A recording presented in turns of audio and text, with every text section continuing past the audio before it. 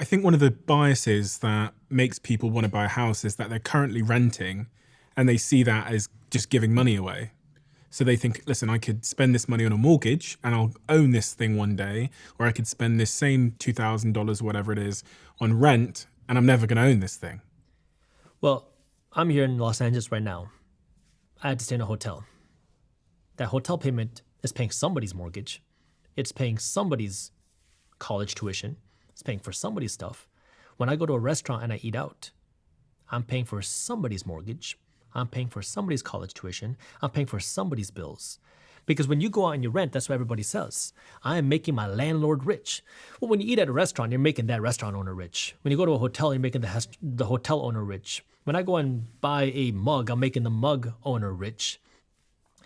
And the reality is, yeah, it's good for you to own a house.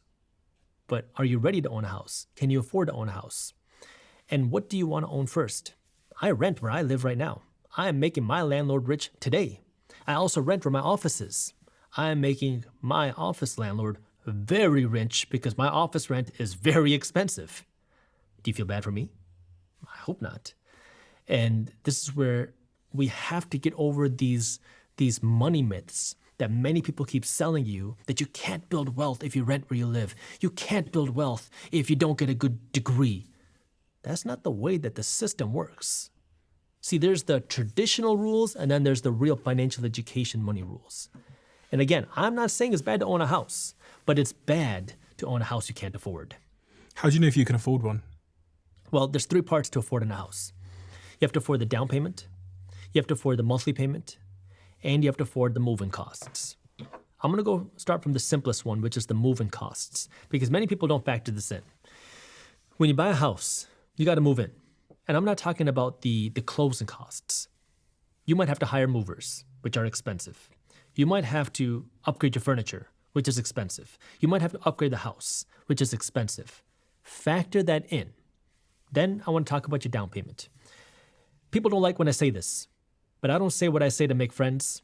I say what I say to help people be better with money. If you want to afford the house, you have to have at least a 20% down payment. That way you actually have some equity, some skin in the game. That way you can actually afford the house. The third part is you have to afford the monthly payments. Now, every bank is going to have a different rule for you. Banks have like the 28% rule and these other rurules. Sorry, just on that last point, why do people not like it when you say that? Because it's very hard to pay a 20% down payment. Housing is expensive. You want to buy a $500,000 house? You have to have $100,000 as a minimum for your down payment. Okay. And that's extra cash. Great.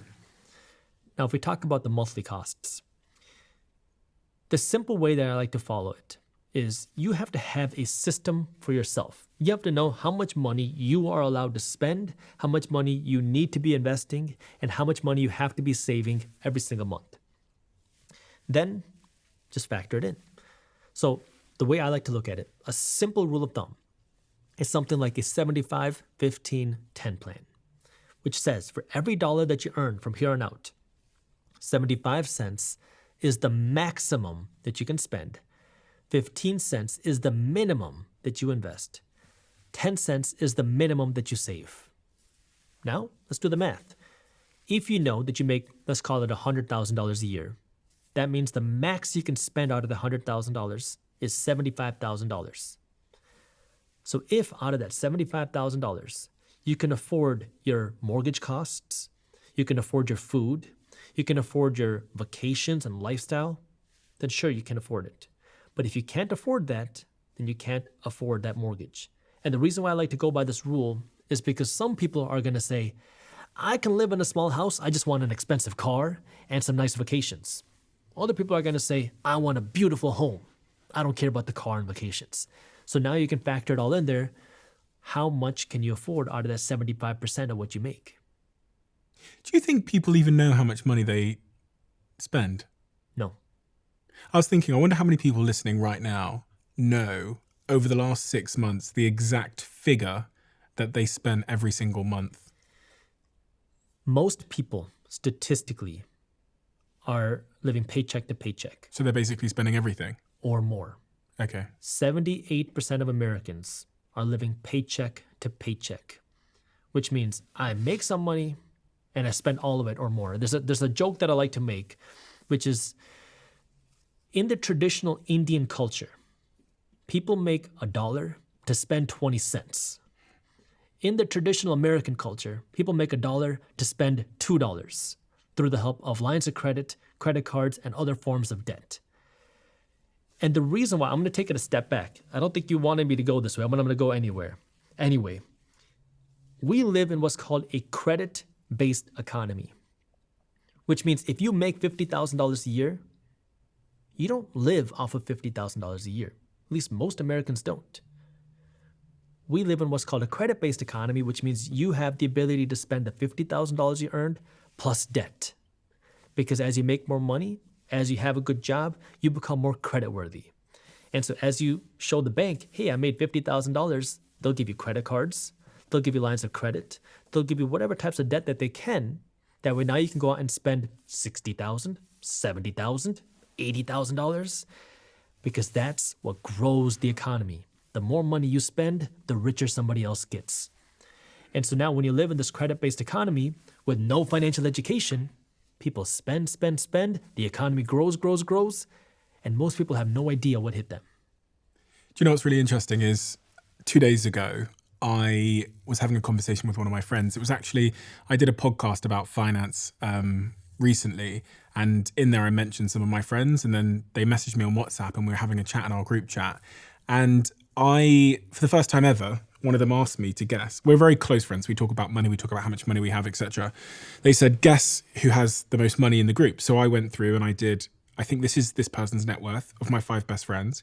And I think this is how much cash they have. Now, one of my friends who is very, what's the word? I guess frugal. Lives a very, very simple life. As I was going through, I go, do you know what? This friend is this like high-flying guy, lives in this amazing apartment. This person has all these wonderful things. This person's been successful in business. This person's successful in crypto. But you know what? I bet my mate, and I won't say his name, I bet he's richer than everyone else in that chat. All of my other friends in the chat. And so I did my little prediction and I said, I bet you've got X figure. And he replied and said, this is my current cash position. He was richer than everyone in the chat in terms of cash combined. This guy lives so free. He lives in like a studio apartment. He never balls. He doesn't have like a fancy car, doesn't have fancy clothes. And he's richer than the entire lot of my friendship group. And I thought, God, there's something really important here in terms of, and it's so crazy if you know the context of what I'm saying, because I've got a friend in that chat who's built like a big business. I've got a friend, like everyone in that chat runs businesses, is successful, but they're living in different ways. And the one friend who runs the smallest business, who like probably has the least income, is the richest. And over the last couple of days, it's so funny. I was thinking about all the dinners I've bought this fucking guy, and I'm like, I didn't know you were a millionaire. Like, I wouldn't have been paid for everything. But this is really, I mean, if we ignore your friends, it's very easy to look fake rich. Yeah. Because everybody will give you a line of credit. If I want a Gucci purse and I can't afford the Gucci, guess what? I can buy now, pay later. I can open up a credit card and buy the Gucci and look like I'm rich. When in reality, I'm just making Gucci rich. In fact, one of the richest people in the world, in 2023, he was the richest person in the world, is Bernard Arnault. He's the founder and CEO of LVM, or he's the founder and CEO of the company that owns Louis Vuitton. And why? Because millions of people pay him to look rich, when in reality, he's the one that's getting rich. And we assume that when you make some more money, you gotta start looking the part. And this is that mindset shift that we have to make. And, you know, a lot of people resonate who come from the Indian traditional families. They message me saying, Jaspreet, I became a doctor, or my wife and I are doctors.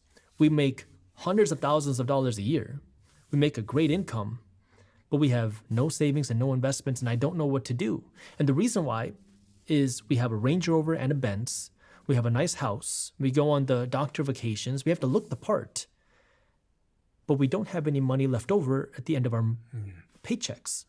And it's a very easy thing to get caught up in, because when you make more money, you become more creditworthy. Banks will give you bigger loans. When you make more money, you want to spend more money. And it's very easy. And you have to understand how do you control that spending. And that's why if you follow something like 75, 15, 10, one of the simplest things you can do to start is just always, no matter what, whether you're making $10,000 a year or $10 million a year, you always put money aside to invest. You always put money aside to save, and you spend whatever's left. My friend doesn't invest. The friend I'm talking about doesn't actually invest. He just doesn't spend. He just doesn't spend money. And he's just stacked up like $1 million in cash whilst earning less than everyone else of my 5 friends in that chat. And it didn't take a long time. Like it took him 4 years or something, 4 or 5 years of just running this small business with a couple of people. When I say a small business, I mean a really like a small business, like a business of maybe 4 or 5 employees. And he's built up $1 million in cash for himself because he just doesn't spend money. And he doesn't have like an ego, doesn't care if what people think of him. Yet my other friends who are earning maybe 5 times more a month have 5 times less cash than him. It's like, it was so inspiring. It was honestly so inspiring because it says something about the importance of saving, but who the hell wants to save? If I titled this podcast today, something about saving, no one's going to click. It's not fun. Saving isn't exciting. Who wants to go out and save $2,000? Who wants to spend less money? We want to buy more nice things. But unless you can control the spending, unless you know how to save, you will never build wealth. Do you know for people that are in that paycheck to paycheck cycle, which I was in for many, many years of my life, where I'd get paid for my call center, I'd go and spend the money, and I'd pretty much spend all the money within the first couple of days of getting the paycheck, and I was just waiting the next 3 weeks for the next paycheck. What advice would you give them about getting out of that cycle? Because you almost feel imprisoned by that cycle if you're Absolutely. in it. Well, before I give the advice, I want to explain to that person what's happening, because you are the prime customer for our economic system. Banks love you because they can sell you payday loans, they can sell you credit cards, they can sell you lines of credit, and they can keep you in debt for the rest of your life, which means you keep making the bank rich.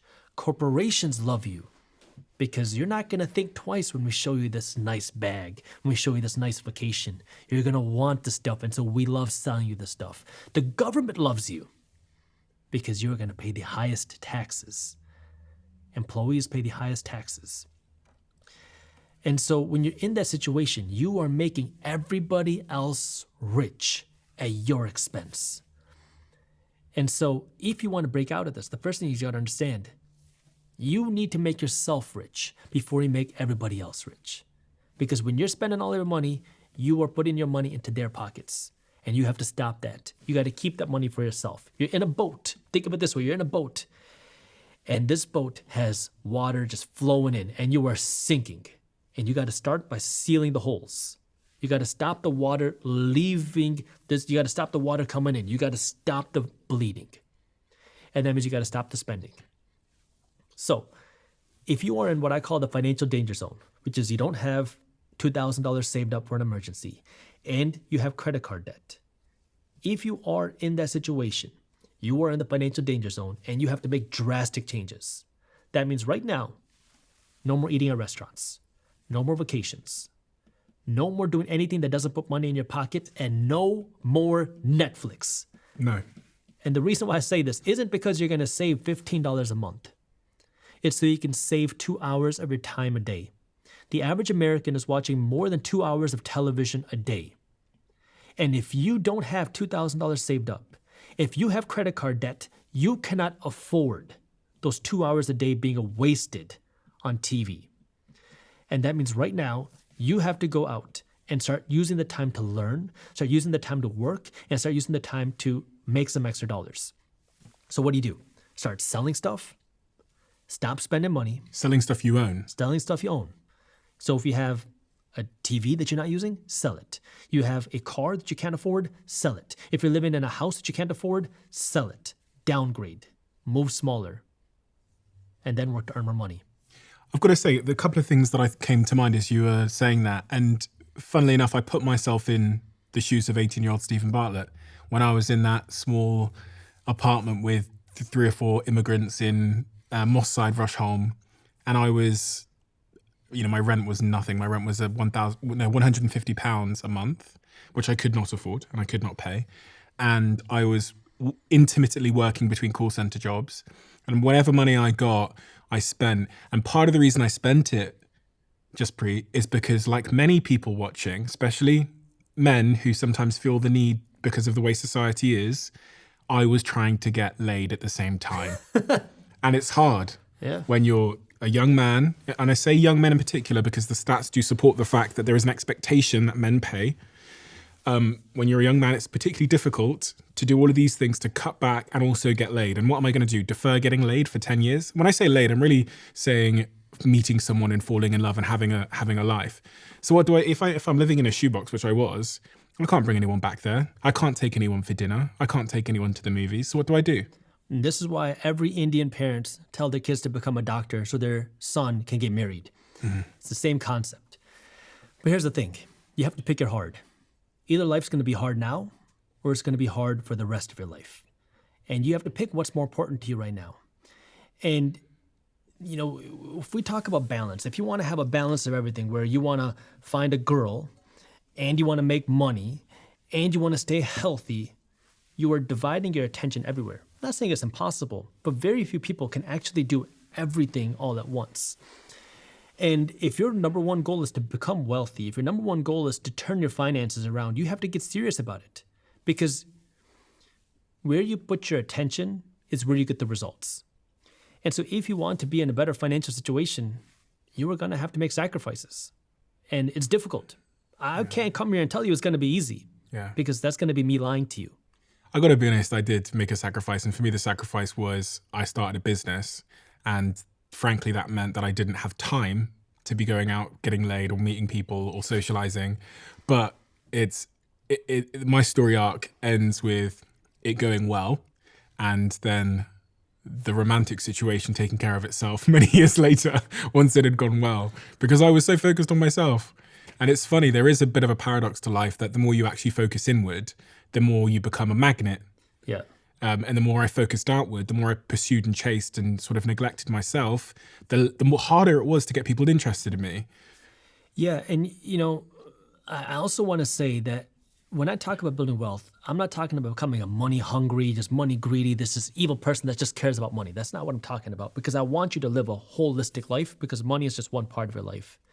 But the second part to that is I'm not telling you to never enjoy life. I'm telling you to make a sacrifice for a period of your life.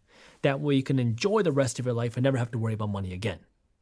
It's hard for us to naturally see life as seasons, especially when we're looking forward. When we're looking back, it's very easy to say, that was that season. Like I can sit here now and say, that 20 to 25 was that sacrifice everything in my life to make myself something season. And then 25 to 30 was like building and learning. And then I now, can think of, it's easier actually now to think forward in seasons now that I've been through some seasons. But for someone that hasn't been through seasons in life, it's hard to think about life in those terms. I now think of my life in these 5-year seasons. And that helps me to say even have conversations with my partner where I go, this is the season I'm in. And it will last probably roughly this long. And I'm going to sacrifice these things and prioritize these things in this season. But it's hard for people to understand this idea. It's difficult. And that sacrifice is difficult, especially during a time where everybody's showing off everything on Instagram. You look at your friends who have a crappy job, but they're driving around in nicer cars, going on better vacations, going to the nicer restaurants, and you're thinking, what did I do wrong? And then especially if you're a guy, you have a girlfriend, you have a wife, she's going to say, how come they keep getting to go to Cancun? They keep going to these nice restaurants. How come you can't take me to these nice places? And now you feel like you're doing something wrong because where is this discrepancy? The reason why I call my show The Minority Mindset is because I'm a big advocate of not doing what the majority of people do. The first time I made $1 million in a year, I was in my 20s. I was driving a car worth $500. It didn't have a bumper on it. It was not pretty. My wife sat in that car with me, and my employees drove better cars than I did. So, you got to be confident, and you got to work for something bigger. And you want a partner that's going to understand that. That's my belief. Which is not the easy thing. It's interesting because confidence is such a internal thing, and I just feel like I just probably just didn't have it then. Because I think I was scared for someone to know that I was broke. I was so scared for someone to know that I was broke that I just didn't entertain romantic relationships. And that is the reason why so many people will go into debt to buy vacations, to buy things, to buy stuff, to look rich. And ironically, that's the key thing that keeps so many people poor for the rest of their life, is because they're scared to look broke. And now when you try to look rich, that's the thing that's actually keeping you broke. There's another element to this, which is my life was pretty miserable. So when you have a relatively miserable life, when you don't have many nice things because you're working in a call center, as I was, until 11 o'clock at nighttime, doing overtime, every overtime hour I could get. Then because you're also lonely, you're going home alone, walking home because you can't afford the bus. Anything that gives you a little dopamine hit. Gambling. This is why all the gambling shops are in the areas that struggle the worst financially, because a lot of people say because those people are looking for that, that big payday, that dopamine hit from a payday. My TV in my tiny, tiny little bedsit room was like half the size of the wall. I was making reckless spending decisions because I think it gave me some kind of hit that I was missing in my life. It gave me like a dopamine rush and there wasn't many things giving me a dopamine hit at that point in my life. And see, here's the thing. During that time, you are making emotional decisions. Yes. As many people are. And it's very difficult to speak logic to emotion. But this is where now you have to be able to understand the difference. Because if you're listening to this and you're in that situation, you have to understand that if you want to continue being able to live that lifestyle, you're going to have to make some changes today. Otherwise, you're going to be stuck in this lifestyle for the rest of your life. And it's only going to get more difficult. And that's the thing, is if you want to become wealthy, the first part is just your own mindset. It's your own discipline. And until you can conquer that, I can tell you everything about investing. I can tell you different ETFs and index funds to invest in. I can tell you different investment institutions out there. I can tell you which stock brokerages to use. I can tell you just invest 15% of your income into this for the next 10, 20, 30 years and you're going to become wealthy. But until you can get over that mindset, you're never going to become wealthy. Because then what happens in that situation is when you're in that state of, I just want to look rich. I just want to have the dopamine hit. I just want to have some nice things because I deserve it. I'll work hard. You know what happens next? You are the one that gets caught up in all the get rich quick schemes. Because someone's going to say, look, put $1,000 into this. You'll have $10,000 in the next 3 months. Or I'm going to show you can live the laptop lifestyle. You can work 5 hours a week, make $10,000 a month, $10,000 a week. You're never going to have to worry about money again. Just buy this program. And now you're a prime candidate. Because now you were driven by this emotion of, I want that. I can't imagine if I had an extra $10,000 a month and I don't even have to work for it. Because you can't see past it. All you're doing is being sold by emotion. And so you're the one that's going to get caught up in the get-rich-quick schemes. You're the one that's going to make the bank rich because you're going to stay stuck in debt. Corporations are going to love you because they can keep selling you the nicest and newest stuff because you want to look rich, you want to show it off to your friends, you want to show it off to the girls. And you get stuck in that cycle. If you love the Diary of a CEO brand and you watch this channel, please do me a huge favor. Become part of the 15% of the viewers on this channel that have hit the subscribe button. It helps us tremendously, and the bigger the channel gets, the bigger the guests.